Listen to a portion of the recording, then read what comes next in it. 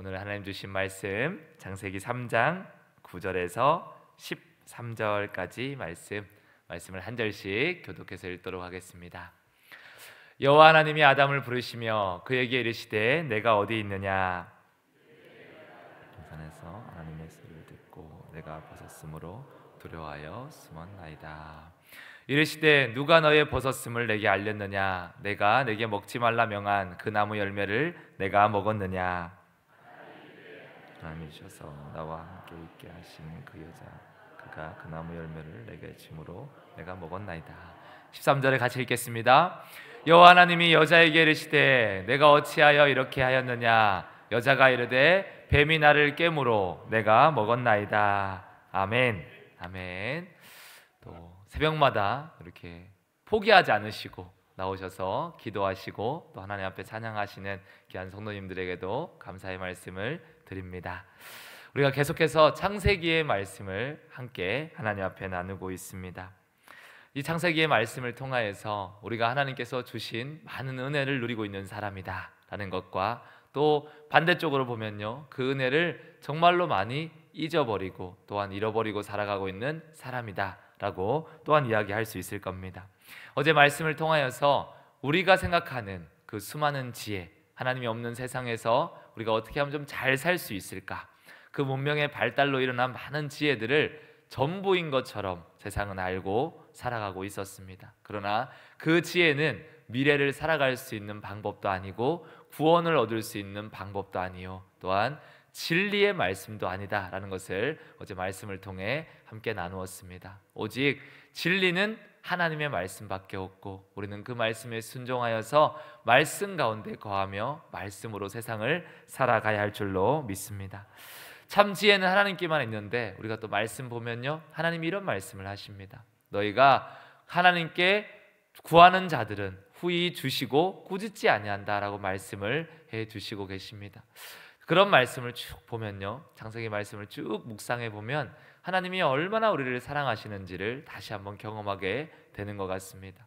우리와 만나기를 원하시고 우리와 함께 거닐기를 원하시고 또 우리가 타락으로 세상으로 나아가니까 하나님이 직접 찾아오셔서 예배하기를 원하시고 진리의 모든 지혜가 막혀버리니까 하나님께서 이렇게 말씀하시는 거죠. 내가 가르쳐 주겠다.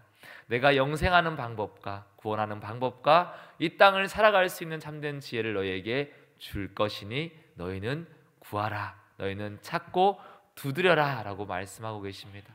어떻게 보면 사람은 계속 등을 돌리고 있는 것 같고요, 하나님은 계속 우리를 찾아오셔서 그 등을 두드리고 계시는 그 하나님의 사랑을 이번 21일 특별 새벽 기도가 끝났을 때 모두가 다 경험할 수 있고 그 하나님과 더 가까워질 수 있다면 이 기도에는 성공인 것 같습니다. 그래서 그렇게 말씀을 누리시는 은혜가 있으시기를 축복합니다.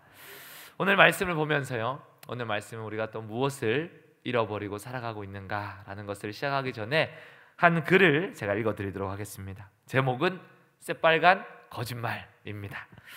친구가 말을 합니다. 이건 진짜 너한테만 하는 말인데 이게 거짓말이래요. 그리고 여자분들이 하는 말이랍니다. 어머, 너 어쩜 이렇게 이뻐졌니? 비행기 조종사가 이야기를 합니다. 승객 여러분, 아주 사소한 문제가 발생하였습니다. 학원 광고에 이렇게 자주 적혀 있죠. 전원 취업 보장, 전국 최고의 합격률.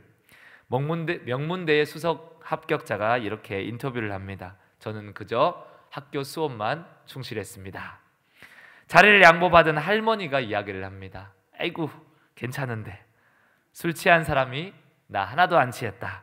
간호사, 이 주사 하나도 안 아파요. 뭐 이런 이야기들이 있었습니다. 새빨간 거짓말이라는 제목으로 있었습니다. 나름 제가 성대모사를 이렇게 해봤는데 느꼈는지 모르겠습니다. 날마다 우리 예서 동화책을 읽어주며 제가 늘었던 성대모사였습니다. 원래 하나님의 형상을 닮은 우리가 아주 닮은 것이 또 하나 있는데 그것이 무엇이냐면 그분의 언어를 닮아 있습니다. 우리 하나님의 언어가 어떤 것인지 잠깐 보면요, 창세기 1장 3절 말씀을 한번 보겠습니다. 함께 읽겠습니다. 하나님이 이르시되 빛이 있으라 하시니 빛이 있었고. 아멘. 하나님의 가장 큰 특징의 언어 중 하나가 바로 이 창조의 언어일 겁니다. 하나님은 없는 것에서 있는 것을 만드시는 분이십니다. 하나님은 있으라 하시면 있으시고 나타내라 하시면 나타내는 것이 하나님의 언어의 특징이다라고 이야기할 수 있을 겁니다. 이 언어의 또 다른 표현은 생명의 언어다라고 얘기할 수 있겠죠. 생명을 살게 하시고 생명을 살리게 하시고 생명이 있게 하시는 언어가 바로 이 하나님의 언어였습니다. 이 언어를 꼭 닮은 사람이 바로 하나님의 창조물이자 하나님의 피조물인 우리 아담이죠. 아담이 어떤 것을 담고 있는지 한번 보겠습니다. 창세기 2장 19절입니다. 말씀을 함께 읽겠습니다. 여호와 하나님이 흙으로 각종 들짐승과 공중의 각종 새를 지으시고 아담이 무엇이라고 부르나 보시려고 그것들을 그에게 이끌어 가시니 아담이 각 생물을 부르는 것이 곧 그의 이름이 되었더라. 아멘. 아담은 새를 본 적이 없고 아담은 동물을 본 적이 없습니다. 하나님이 그것을 창조하시고 아담에게 이끌어 오십니다. 그가 무엇이라 부르는지를 하나님이 지켜보십니다. 아담이 이름을 어떻게 짓습니까? 코가 긴 동물을 뭐라고 얘기하죠? 코끼리. 물론 영어로 다른 표현이지만 코끼리라고 얘기합니다. 목이 긴 동물을 뭐라고 짓습니까? 여러분은 창조의 언어를 지금도 가지고 계십니다. 그렇죠. 콩콩콩 뛴다고 뭐라고 지었는지 아십니까? 캥거루라고 지었습니다. 그래서 여러 가지 특징을 보면서 아담이 무엇을 가지고 있었냐면 한 번도 보지 못한 동물을 이름을 짓는 창조의 언어를 아담이 가지고 있었다라는 사실입니다. 또 하나님의 언어의 특징을 보면요, 하나님의 언어는 사랑의 언어였고 축복의 언어였습니다. 하나님께서 창조를 하실 때마다 이렇게 얘기하죠. 내가 보기에 좋았더라 라고 얘기하죠. 또 우리 사람을 만드시고 이렇게 얘기합니다. 내가 보기에 심히 좋았더라 라고 얘기합니다. 우리가 사람이 만약에 이렇게 했으면 옆에서 보다가 이렇게 얘기했을 겁니다. 자뻑이 심하다. 내가 뭔가를 이렇게 만들었어요. 그림을 싹 그리고 나서 보기에 참 좋네. 내가 뭔가 도자기를 빚고 나서 이야 내 솜씨가 참 뛰어나네. 이렇게 얘기하면 야 저 사람 참 교만하다 뭐 이렇게 얘기할 수 있겠지만 하나님의 이 말하는 것은 다른 의미를 가지고 있습니다. 하나님께서 보시기에 좋았더라 라고 얘기하는 건요, 내가 그것에 관심이 있다라는 표현입니다. 창조하시고 나고 그냥 놔둔 것이 아니라 모른 척하고 있는 것이 아니라 유심히 보시고 세심하게 보시고 나서 하나님이 그 존재에 대해서 인정을 하신 겁니다. 내가 보기에 참 좋다. 내가 보기에 너무나도 좋다. 하나님의 이 사랑의 언어를 듣는 것만큼 우리에게 축복이요 감사가 없습니다. 우리가 그런 하나님의 칭찬 들으시는 은혜가 있으시기를 축복합니다. 저와 여러분을 보시면서요, 내가 보기에 참 좋다라는 말을 들으면 우리가 고래가 칭찬을 들으면 춤을 추잖아요. 만약에 고래가 하나님께 그런 말씀을 들었으면 날아다닐지도 모릅니다. 하나님의 그런 은혜가, 그런 칭찬이 우리에게 있으시기를 정말로 소망합니다. 이 사랑의 언어를 누가 담고 있을까? 우리 떠올려 보시면은 한 사람이 떠오를 겁니다. 아담 앞에서 하나님께서 동물들을 다 이끌어내서요, 이름을 짓게 하신 이유가 있습니다. 그가 이름을 어떻게 짓게 하나 보자, 뭐 이런 의미도 하나님이 있으시겠지만 그 모든 동물들을 보면서 아담으로 하여금 무엇을 깨닫게 하게 하셨냐면요, 이 창조물과 나는 다르구나라는 것을 깨닫게 하셨습니다. 그들은 나와 함께 할 수는 있겠지만 그들로 인하여서 육체적, 정서적, 지적, 영적인 동반자는 될 수 없겠구나. 그리고 나서 하나님께서 누구를 주시냐면 하와를 주시잖아요. 그들은 너와 다른 피조물이다. 내가 너와 함께 인생의 동반자, 영적 동반자를 너에게 주겠다. 최초의 수술자 하나님께서 마취하시고 아담의 갈비뼈를 꺼내서 하와를 만듭니다. 그 하와를 보면서 아담이 무엇이라고 얘기하는지 한번 보겠습니다. 창세기 2장 23절 말씀입니다. 함께 읽겠습니다. 아담이 이르되 이는 내 뼈 중에 뼈요 살 중에 살이라. 이것을 남자에게서 취하였은즉 여자라 부르리라 하니라. 아멘. 뭐라고 칭찬하고 있습니까? 뼈 중에 뼈요 살 중에 살이다. 이 말로 우리가 프로포즈를 해야 됩니다. 근데 이게 성경적 언어라 우리한테 안 와닿을 수 있어요. 이게 무슨 말이냐 이렇게 얘기할 수 있으니까 좀 더 우리식으로 바꾸면 그런 거죠. 당신은 나의 전부입니다. 당신은 내 인생의 가장 소중한 존재요, 내 인생의 전부가 됩니다 라는 고백입니다. 좀 더 로맨틱하게 또 뭐 경상도 표현으로 하자면은 이렇게 얘기할 수도 있을 겁니다. 나는 네 없으면 몬산데이 뭐 이렇게 표현할 수도 있을 겁니다. 그 남자가 그 여자를 보면서 하나님이 세상을 만들고 그 피조물을 보며 정말로 내가 보기에 좋다라는 표현이 아담이 하와를 보면서 하고 있는 표현입니다. 뼈 중에 뼈요 살 중에 살이다. 내가 당신을 보니 당신은 정말로 나요, 내 인생의 전부요, 나의 가장 소중한 존재입니다. 오늘 새벽에 나오신 가정이 있다면, 부부가 계신다면 집에 가시면서 그렇게 한번 서로를 보시며 칭찬하셨으면 좋겠습니다. 연애 때 그 잘 하셨잖아요, 그죠? 남편분들 지금은 좀 어색하고 목사님 가족끼리는 그러는 거 아니다, 뭐 그럴 수 있겠지만 가족끼리니까 그러는 겁니다. 가족끼리니까 최고의 칭찬과 서로의 사랑을 하시는 우리 성천교회 귀한 성도님 되시기를 바랍니다. 우리 아담이 그런 언어를 담고 있었어요. 최고의 사랑의 언어를 담고 있었습니다. 그 하나님의 형상을 닮은 사람이 하나님의 언어를 담고 있었지만 죄로 인하여서, 유혹으로 인하여서 그 언어가 깨어지기 시작합니다. 회방꾼 마귀가 나타나서 거짓말을 그들 안에 넣어놓죠. 그들이 의심하기 시작합니다. 창조주를 의심했던 그들의 언어, 결국은 그 선악을 알게 하는 나무 열매를 먹고 나자 그들의 언어가 바뀌기 시작했습니다. 하나님의 언어를 잃어버렸다라고 얘기할 수 있을 겁니다. 그리고 그 잃어버린 언어 가운데 모든 언어가 지금까지 가져왔던 언어의 정반대의 언어들이 나타나기 시작했습니다. 하나님께서 아담에게 와서 물으십니다. 네가 어찌하여 그 열매를 먹었느냐라고 묻죠. 아담이 무슨 얘기를 합니까? 하나님이 만들어주신, 하나님이 주셔서 나와 함께한 그 여자가 줌으로 내가 그 열매를 먹었습니다 라고 얘기하죠. 뼈 중에 뼈요 살 중에 살이다, 가장 소중한 존재요 나의 전부다 라고 말했던 그 여자가 되었습니다. 그냥 그 여자가 되어서 그 여자가 내게 줌으로 내가 먹을 수밖에 없었습니다. 무슨 얘기를 하고 있는 겁니까? 내가 그 열매를 먹게 된 책임이 없다라는 얘기를 하고 있는 겁니다. 누구의 탓을 먼저 대고 있냐면 하나님의 탓을 하고 있습니다. 하나님이 내게 주지 않았습니까? 하나님이 내게 주셔서 내가 그 잘못을 하지 않았습니까? 그러니까 지금 하나님 앞에 은혜를 원수로 갖고 있는 이야기를 아담이 쏟아내고 있습니다. 두 번째 원인 제공은 그 여자에게 있는 거죠. 내가 너무나도 사랑하는 하나님께서 독처하는 것이 보기에 좋지 않으셔서 내 인생의 동반자를 주셨는데 그 여자가 내게 먹게 했나이다 라는 이야기를 하고 있습니다. 어떤 입술을 가지게 됩니까? 내가 위기를 벗어나기 위해서, 내가 그 순간에 살기 위해서 내가 살기 위한 언어를 가지게 되었습니다. 그 입술에 사람을 살리는 언어를 가졌던 아담이, 생명을 살리고 사랑하고 창조하는 언어를 가졌던 아담이 이제는 나만 살리는 언어로 바뀌었다라는 사실입니다. 남을 죽이는 언어로 바뀌었다는 사실을 우리가 보아야 합니다. 그래야만 내가 살 수 있을 줄을 알았던 겁니다. 하나님께서 가인에게 묻습니다. 동일한 질문을 하죠. 내 아우 아벨이 어디 있느냐? 가인이 무슨 말을 합니까? 죄를 지적하는, 죄에 대해서 경각심을 가지고 돌이키는 그 말씀을 듣고 내가 아우나 지키는 자입니까? 라는 얘기를 하죠. 그리고 하나님의 심판이 그에게 명해졌을 때 가인이 회개의 용서를 구하고 있는 것이 아니라 하나님, 근데 내가 지은 죄에 비해 그 처벌이 좀 너무 가혹한 것 같습니다. 차라리 나를 죽여주세요 라는 이야기를 하고 있습니다. 그들의 입술에는 더 이상 사람을 살리는 말이 존재하지 않습니다. 누가 살아야 합니까? 내가 살아야 합니다. 내가 그 위기를 모면해야 합니다. 내가 살리는 말은 이제 남을 죽이는 말로 변하여 있습니다. 이것이 사람을 살리는, 하나님을 잃어버린 사람들의 언어입니다.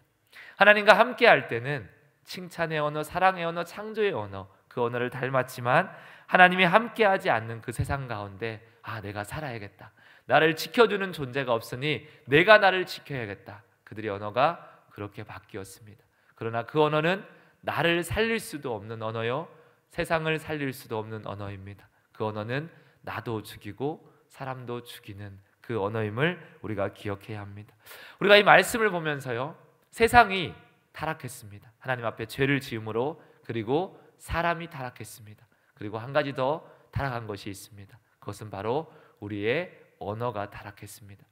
그 언어는 더 이상 누군가를 살릴 수 없는 언어가 되었다라는 말입니다. 이 세상은 그래서 말들의 전쟁터가 되었습니다. 수많은 말들이 난무하지만 그 말들 가운데 거의 대부분의 언어들은 누군가를 죽이는 언어임을 우리가 볼 수 있을 겁니다. 창조주 하나님을 떠났을 때 우리의 언어는 거룩함을 잃었습니다. 우리의 언어는 생명을 잃어버렸습니다. 우리의 언어는 더 이상 무언가를 창조할 수 있는 언어가 아니요, 누군가를 보며 칭찬하며 사랑할 수 있는 언어가 아니다라는 사실입니다. 우리가 정말로 무엇을 잃어버렸습니까? 말이 주는 기쁨을 잃어버렸습니다. 그 이전에 하나님께서 주시는 말에는 은혜가 있고 기쁨이 있었습니다. 하나님이 주시는 말씀을 들으면 사람이 생명을 얻을 수 있었고요, 사람이 사람을 만나서 아담과 하와가 서로 대화할 때 서로에게 주는 그 생명과 사랑이 있었습니다. 그러나 지금 오늘날의 시대의 언어를 우리가 잘 들어보면요, 우리 아이들이 쓰는 언어를 잘 들어보시면 어떤 언어를 씁니까? 비난의 언어를 씁니다. 우리 아이들도 초등학교만 들어가도요, 서로가 서로를 비난하는 언어를 서슴지 않고 쓰는 것을 보게 됩니다. 사실 유치원 아이들도 마찬가지입니다. 그 아이들은 순수하니까 정직하게 이야기하는데 그 정직 안에 사람을 죽이는 언어가 이미 담겨져 있습니다. 우리 성인들이 쓰는, 우리가 쓰는 언어는 어떻습니까? 우리가 어떤 언어를 가장 많이 사용하고 계십니까? 누군가를 살리는 말, 칭찬의 말, 감사의 말을 많이 쓰고 있습니까? 아니면 내가 살기 위해서, 내가 조금 더 높아지기 위해서, 내가 인정받기 위해서 누군가를 깎아내리고 그를 비난하는 언어가 우리의 입술 가운데 머물러 있습니까? 오죽했으면 이 말들이 얼마나 위험하고 얼마나 생명을 죽이는 언어였는지 야고보가 이렇게 이야기하고 있습니다. 야고보서 3장 6절 말씀입니다. 함께 말씀을 읽겠습니다. 혀는 곧 불이요 불의의 세계라. 혀는 우리 지체 중에서 온몸을 더럽히고 삶의 수레바퀴를 불사르나니 그 사르는 것이 지옥불에서 나느니라. 아멘. 그 혀에서 나오는 말이 우리의 온 삶을 불태우는데 그 불이 어디에서 나왔다고 얘기합니까? 지옥불이다라는 표현을 쓰고 있습니다. 그 정도로 우리의 언어가 타락했습니다. 우리의 언어가 사람을 죽이는 언어가 되었다라고 이야기를 합니다. 지금 우리를 살아가는 우리의 언어는 어떤지를 우리는 오늘 말씀을 마치고 오늘 하루를 살아가시면서 우리의 언어를 점검해야 합니다. 혹시나 나의 언어가 누군가를 불사르는 언어는 아니었는가? 누군가를 비방하고 죽이는 언어가 내 입술 가운데 너무나도 익숙하지 않은가를 우리는 우리 스스로를 돌아보아야 합니다. 우리의 쓰는 언어가 우리의 믿음의 현 주소가 될 겁니다. 내가 내뱉고 있는 그 말들이 나의 영적 상태임을 우리는 기억해야 합니다. 우리가 수없이 많이 누군가를 비난하고 비방하는 언어를 쓰고 있다면 지금 내 영적인 상태는 죽음의 상태에 머물러 있는 겁니다. 누군가를 이해할 수도 없고 사랑할 수도 없고 누군가에게 더 이상 다가갈 수도 없는 언어가 내 입술 가운데 머물러 있다면 우리는 하나님 앞에 다시 돌이켜야 합니다. 어떤 사람이 이렇게 얘기합니다. 나는 원래 그런 사람이다. 나는 원래 그런 언어를 쓰는 사람이다. 내가 언어는 좀 거칠지만 내 마음은 뒤끝이 없다. 이런 얘기를 합니다. 우리가 사단에게 속고 있는 겁니다. 사단이 창세기 3장에서 우리에게 거짓말을 합니다. 괜찮다. 하나님처럼 될 것이다. 마찬가지입니다. 네가 표현은 좀 거칠지만 네 마음이 부드러운 것을 내가 알고 있다. 괜찮다. 표현 좀 거친 게 어떠냐? 남자는 원래 언어가 좀 거친 편이다. 내가 원래 살고 있는 우리 부모님의 언어가 다 그랬다. 그러나 그것은 사단이 우리를 속이고 있는 것입니다. 우리는 예수님을 믿는 우리는 우리의 일평생 우리의 말을 다듬는 그 훈련 가운데 있어야 합니다. 거듭났다는 것은 우리의 말도 함께 거듭났다는 것을 표현하고 있습니다. 또한 마찬가지로 우리가 최우선적으로 회복해야 할 것은 그래서 우리의 언어입니다. 우리의 말은 하나님 앞에서 다시 회복될 수 있습니다. 예수 그리스도를 우리가 믿는다라는 것은요, 그분을 닮는다라는 것이고 그분을 닮는다라는 것은 우리의 언어도 그분을 닮아간다라는 것입니다. 예수님이 말씀하실 때 어떻게 말씀을 하십니까? 사랑하사 말씀하셨습니다. 저와 여러분의 언어 가운데 사랑이 있어야 합니다. 내가 지금까지 거칠게 표현하고 그렇게 살아왔다 할지라도 하나님 앞에 우리는 끊임없이 우리를 말을 다듬는 훈련을 해야 합니다. 그래서 언어가 주는 기쁨이 회복돼야 할 줄로 믿습니다. 하나님이 사람에게 주신 가장 큰 놀라운 선물이 바로 이 말하는 것이라면 그것 중에 가장 크게 타락한 것이 있다면 바로 우리의 말입니다. 우리의 말이 회복되어야 합니다. 저와 여러분의 말이 정말로 회복되어야 합니다. 우리 성도님들이 서로 하는 말이 칭찬의 언어요, 사랑의 언어요, 하나님을 닮은 말이 되어야 할 줄로 믿습니다. 아멘. 우리가 그 말을 씻기는 작업을 하는 은혜가 있으시기를 축복합니다. 아멘. 기도하겠습니다.